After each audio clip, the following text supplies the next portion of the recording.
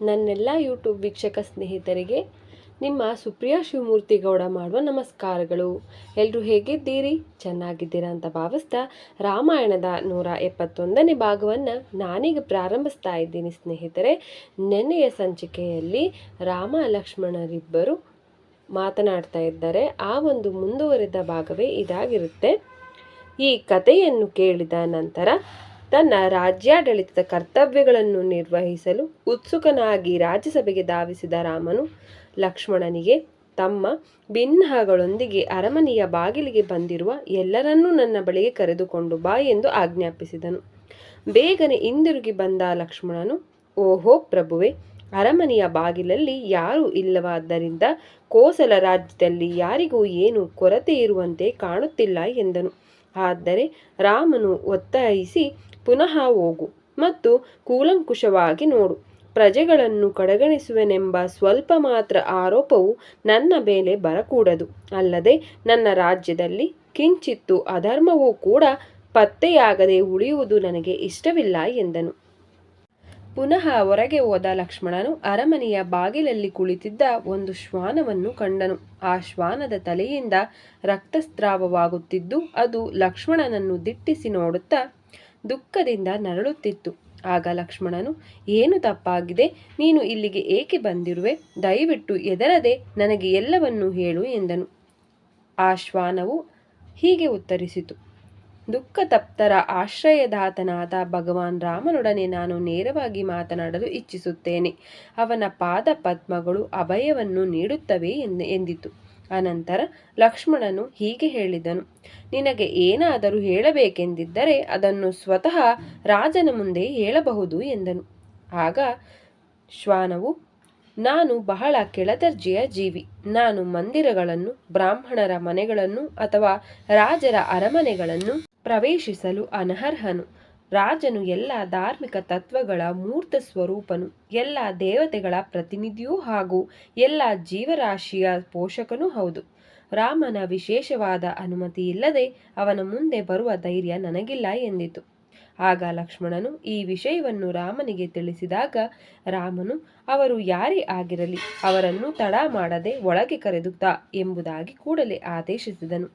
ನಂತರ ರಾಮನ ಮುಂದೆ ನಮ್ರತೆಯಿಂದ ಬಂದ ಆ ಶ್ವಾನವು, ಓಹೋ ದೇವೋತ್ತಮ ಪರಮ ಪುರುಷನೇ, ಭಗವಂತನ ಪ್ರತಿನಿಧಿಯಾಗಿರುವ ರಾಜನು, ಎಲ್ಲ ಜೀವಿಗಳ ಸಂರಕ್ಷಕನು, ಎಲ್ಲರೂ ಶಾಂತವಾಗಿ ನಿದ್ರಿಸುತ್ತಿರುವಾಗ ರಾಜನು ತನ್ನ ಪ್ರಜೆಗಳ ಒಳಿತಿಗಾಗಿ ಸದಾ ಕಾರ್ಯವೆಸಗುತ್ತಾ ಎಚ್ಚರವಿರುತ್ತಾನೆ. ಆದರೆ ಎಲ್ಲವೂ ಅವನ ಮೇಲೆ ಆಧಾರಿತವಾಗಿರುವುದರಿಂದ ರಾಜನು ನಿರ್ಲಕ್ಷ್ಯನಾದಾಗ ಪ್ರಜೆಗಳು ಕೂಡಲೇ ಕ್ಷಯಿಸುತ್ತಾರೆ. ರಾಜನು ಧಾರ್ಮಿಕ ತತ್ವಗಳನ್ನು ಎತ್ತಿ ಹಿಡಿಯುವ ಮೂಲಕ ದುಷ್ಟ ಶಕ್ತಿಗಳನ್ನು ನಿಗ್ರಹಿಸುತ್ತಾನೆ. ಯಾರು ಧಾರ್ಮಿಕ ತತ್ವಗಳನ್ನು ಅನುಸರಿಸುವರೋ ಅವರು ಈ ಜನ್ಮದಲ್ಲೂ ಹಾಗೂ ಮುಂದಿನ ಜನ್ಮದಲ್ಲೂ ಸಂತೋಷವನ್ನು ಅನುಭವಿಸುತ್ತಾರೆ. ಹೀಗೆ ರಾಜನು ಧರ್ಮವನ್ನು ಸಂರಕ್ಷಿಸಿ ಅಪಾರ ಪುಣ್ಯ ಕೀರ್ತಿಗಳನ್ನು ಗಳಿಸುತ್ತಾನೆ. ಓಹೋ ರಾಮಚಂದ್ರ ಪ್ರಭುವೆ, ನೀನು ಒಬ್ಬ ಧಾರ್ಮಿಕ ರಾಜನ ಅತಿ ಶ್ರೇಷ್ಠ ನಿದರ್ಶನವಾಗಿರುವೆ. ನನ್ನ ತಲೆಯನ್ನು ನಿನ್ನ ಪಾದ ಪದ್ಮಗಳಲ್ಲಿ ಇರಿಸುತ್ತಿರುವ ನಾನು ನಿನ್ನ ದಯೆಯನ್ನು ಕೋರುತ್ತಿರುವೆನು. ನಾನು ಹೇಳುವುದನ್ನು ಕೇಳಿ ನೀನು ಕುಪಿತನಾಗಬಾರದು ಎಂದಿತು. ನಿರ್ಭಯದಿಂದ ಮಾತನಾಡು, ಮುಂದುವರೆಸು ಎಂದು ಹೇಳಿದ ರಾಮನು ಆ ಶ್ವಾನಕ್ಕೆ ಆಶ್ವಾಸನೆಯನ್ನು ನೀಡಿದನು.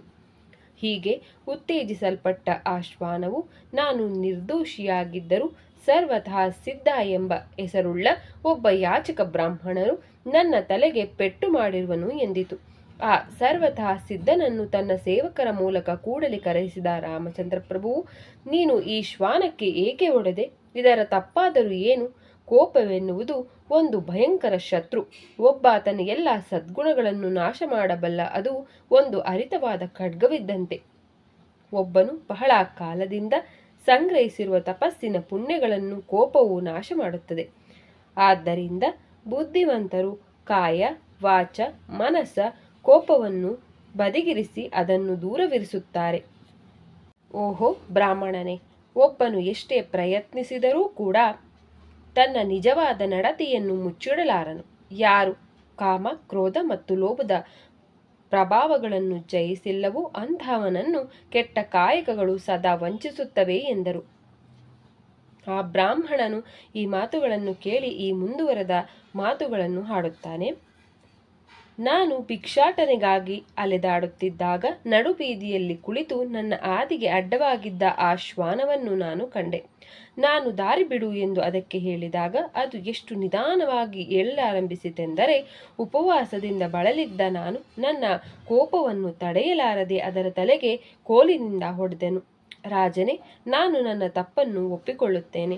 ನನ್ನನ್ನು ಸೂಕ್ತವಾಗಿ ಶಿಕ್ಷಿಸುವ ಮೂಲಕ ಭವಿಷ್ಯದಲ್ಲಿ ನಾನು ನರಕ ಜೀವನದ ಸ್ಥಿತಿಗೆ ಬೀಳುವುದರಿಂದ ನೀನು ನನ್ನನ್ನು ಕಾಪಾಡಬೇಕು ಎಂದನು. ತನ್ನ ಮಂತ್ರಿಗಳ ಕಡೆಗೆ ತಿರುಗಿ ವಿಚಾರಿಸಿದ ರಾಮನು, ಇವನಿಗೆ ಏನು ಶಿಕ್ಷೆ ವಿಧಿಸಬೇಕು? ತಪ್ಪಿತಸ್ಥರಿಗೆ ಸೂಕ್ತವಾದ ಶಿಕ್ಷೆ ವಿಧಿಸುವುದಕ್ಕಿಂತ ಬೇರೆ ಯಾವ ವಿಧಾನವೂ ಜನರ ಮನಸ್ಸಿನಲ್ಲಿ ನಂಬಿಕೆಯನ್ನು ತುಂಬಿಸಲಾರದು. ಆದ್ದರಿಂದ ನ್ಯಾಯ ನೀಡಲೇಬೇಕು ಎಂದರು. ಭೃಗು, ವಸಿಷ್ಠ ಹಾಗೂ ಕಶ್ಯಪರನ್ನು ಒಳಗೊಂಡಂತೆ ಧಾರ್ಮಿಕ ತತ್ವಗಳನ್ನು ತಿಳಿದವರು ಉತ್ತರಿಸಿದರು, ಬ್ರಾಹ್ಮಣನನ್ನು ಎಂದಿಗೂ ಶಿಕ್ಷಿಸಬಾರದು. ಇದು ಧಾರ್ಮಿಕ ತತ್ವಗಳನ್ನು ತಿಳಿದವರೆಲ್ಲರ ಒಮ್ಮತ ಅಭಿಪ್ರಾಯ. ಆದರೂ ರಾಜನೇ, ನೀನು ಈ ಪ್ರಪಂಚದ ಒಡೆಯನಾಗಿರುವುದರಿಂದ ನೀನೇ ಅಂತಿಮ ನ್ಯಾಯಾಧೀಶನು. ನೀನು ಸ್ವಯಂ ವಿಷ್ಣು, ಆದ್ದರಿಂದ ನೀನು ಏನು ನುಡಿಯುತ್ತೀಯೋ ಅದೇ ಸನಾತನ ಧರ್ಮ ಎಂದರು. ಆಗ ಶ್ವಾನವು ಹೀಗೆ ಹೇಳಿತು, ರಾಜನೇ, ನಾನು ನಿನಗೆ ಏನು ಮಾಡಬಹುದು ಎಂದು ನೀನು ನನ್ನನ್ನು ಕೇಳಿದರೆ, ನಿನಗೆ ನನ್ನನ್ನು ನಿಜವಾಗಿಯೂ ಸಂತೋಷಪಡಿಸಬೇಕೆನಿಸಿದರೆ ಈ ಬ್ರಾಹ್ಮಣನನ್ನು ಕಾಲಂಜರ ಸನ್ಯಾಸಿ ಮಠದ ಮಠಾಧೀಶನನ್ನಾಗಿ ನೇಮಿಸು. ರಾಮನು ಆ ಶ್ವಾನದ ಬೇಡಿಕೆಯನ್ನು ಈಡೇರಿಸಿದಾಗ ಸರ್ವತ ಸಿದ್ಧ ಎಂಬ ಹೆಸರಿನ ಬ್ರಾಹ್ಮಣನು ಹರ್ಷಗೊಂಡನು. ಆಧ್ಯಾತ್ಮಿಕ ನಾಯಕನಾಗಿ ಗೌರವಿಸಲ್ಪಟ್ಟ ಅವನನ್ನು ಒಂದು ಶೋಭಾಯಮಾನವಾಗಿರುವ ಅಲಂಕೃತವಾಗಿದ್ದ ಆನೆಯ ಮೇಲಿರಿಸಿ ಅಂಬಾರಿಯಲ್ಲಿ ಕುಳ್ಳಿರಿಸಲಾಯಿತು.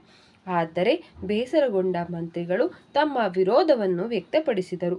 ರಾಜನೇ, ಇದನ್ನು ಶಿಕ್ಷೆಯಾಗಿ ಪರಿಗಣಿಸಲಾಗದು. ಈ ಬ್ರಾಹ್ಮಣನನ್ನು ಅವಮಾನಪಡಿಸುವುದರ ಬದಲಿಗೆ ನೀನು ಅವನಿಗೆ ಉನ್ನತ ಸ್ಥಾನವನ್ನು ಪ್ರದಾನ ಮಾಡಿರುವೆ ಎಂದು ಹೇಳಿದರು. ಸ್ನೇಹಿತರೆ, ರಾಮಾಯಣದ 171ನೇ ಭಾಗವನ್ನು ನಾನಿಲ್ಲಿಗೆ ಮುಕ್ತಾಯಗೊಳಿಸ್ತಿದ್ದೀನಿ.